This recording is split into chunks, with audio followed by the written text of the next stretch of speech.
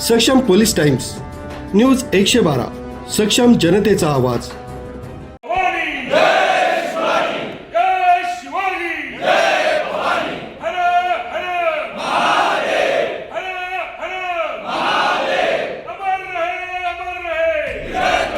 अहिल्यानगर महानगरपालिकेतील कर्मचारी धीरज परदेशी यांच्या हत्येच्या निषेधार्थ येवला शहरात सकल हिंदू समाजाच्या वतीनं जोरदार निदर्शने करण्यात आली।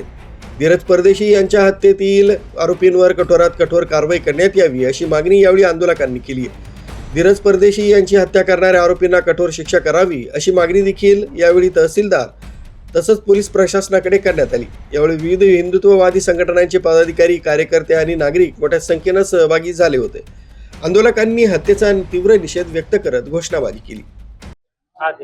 अहिल्यानगर येथील महानगरपालिकेचे कंत्राटी कर्मचारी असलेले धीरज परदेशी हे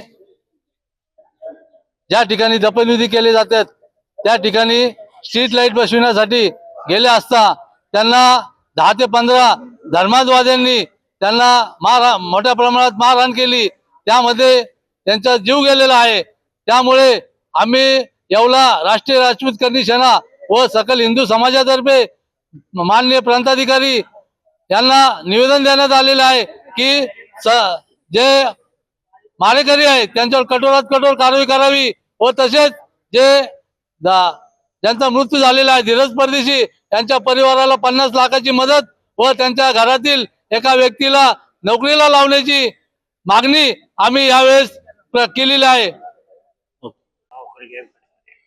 अहिल्यानगर येथील मुकुंदनगर भागात महानगरपालिकेचा कंत्राटी कर्मचारी धीरज परदेशी याची काही जिहादी मानसिकतेच्या व्यक्तींनी मारहाण करून हत्या केली। त्याच्या निषेधार्थ अत्यंत संतापजनक अशी घटना अहिल्यानगर येथे घडली। त्याचा निषेध करण्यासाठी आज या ठिकाणी आम्ही सकल हिंदू समाज, भारतीय जनता पार्टी, सर्व हिंदुत्ववादी संघटनेच्या वतीने प्रांत साहेबांना, तहसीलदार साहेबांना, पोलीस स्टेशन, येवला शहर पोलीस स्टेशनला निवेदन देण्यासाठी या ठिकाणी मोठ्या संख्येने हिंदू समाज बांधव या ठिकाणी हजर झाले होते, उपस्थित राहिले।